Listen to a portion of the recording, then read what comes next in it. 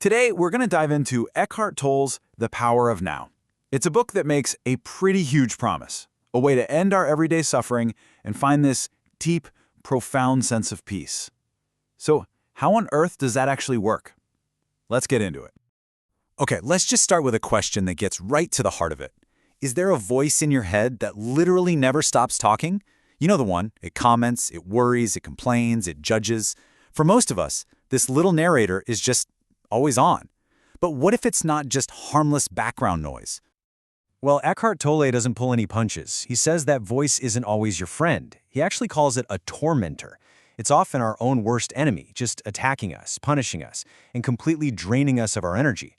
He says this constant, involuntary stream of thought, that is the real root of our unhappiness. So if this inner voice is the problem, what exactly is it? To figure out how to quiet it down, we've first got to understand the mechanism behind all that inner chaos. Here's another way to think about it. Can you be free of your mind whenever you want to? Like, have you found the off button? If you're like most people, the answer is probably no. And according to Tolle, that's the entire problem right there. And this leads to a pretty shocking realization. We all think we're using our minds, right? That it's this great tool. But if you can't put the tool down, well, that means the tool is actually using you. We've become so completely identified with that stream of thoughts that we've mistaken the voice for who we really are. So, how does the mind keep us trapped like this? Well, it has a favorite trick. It pulls us out of the present moment. It creates all our suffering by constantly dragging us back to a past that's over and done with, or shoving us into a future that hasn't even happened yet. All the while, it makes us ignore the only thing that is ever real, right here, right now. This is what Tolle calls the egoic mind. And it's crucial to understand this. It's not your true self. It's a phantom, a complete mental fabrication. It needs to think constantly just to survive, and it builds its entire identity from things outside of you. And come on, we all do this.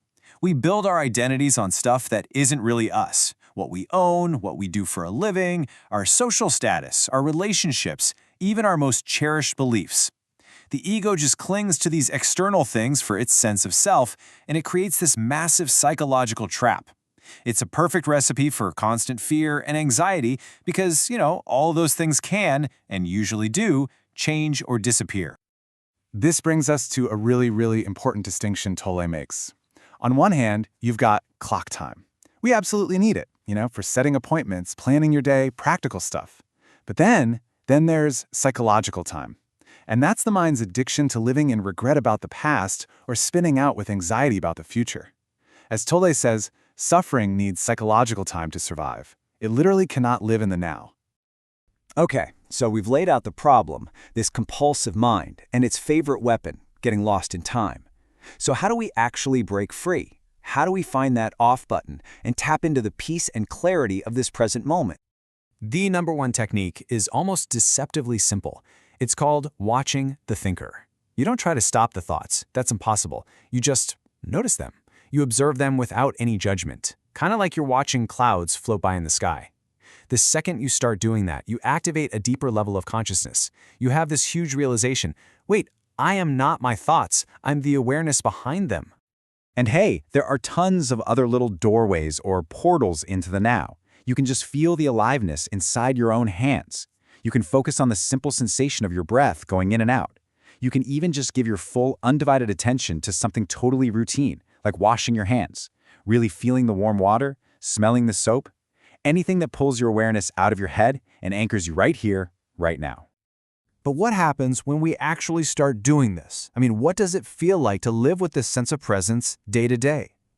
This is where it all stops being a cool idea and starts becoming something that can radically improve your well-being and, for sure, your relationships. So think about dealing with problems. The mind's default is to resist what is. It creates drama, negativity, all that stuff. But in a state of presence, you surrender to the isness of the moment. Now, that doesn't mean you just give up. It means your actions come from a place of clarity and peace, not anger or fear, which makes them way more powerful. And oh man, our relationships completely transform. The egoic mind is always judging, criticizing, and basically using people to get what it wants. But when you're present, you start to look past the personality, the outer shell, and you can actually sense the deeper being in the other person. That's what allows for real connection, real compassion. You give people the space to just be themselves. And what about our own inner world? The mind's normal state is what Tolle calls background static. You know that feeling? That low-level hum of unease, boredom, and anxiety? It's just always there. But presence reveals this deep, unshakable peace, a joy that doesn't need a reason. It doesn't depend on anything outside of you. It just bubbles up from within. So, when you put this all together, it's not just a set of techniques or mind tricks, it's a fundamental shift. It really points toward a completely new way of living your life. Tolle has this absolutely beautiful analogy for it. He says, when you're connected to your inner self, you become like a deep lake. On the surface, life is going to happen. Sometimes it'll be calm, sometimes it'll be stormy. But deep, deep down, where you truly are, you remain completely still, undisturbed, at peace. Your happiness is no longer dependent on the weather. So let's not end with just an idea. Let's end with an experience. Right now, can you just become aware of your breath? Just feel the air flowing in and out of your body. Feel that little spark of energy inside you. The past is gone, the future isn't here yet. The only thing you ever have to deal with, the only thing that's ever real, is this one moment. Seriously, what problem do you have right now?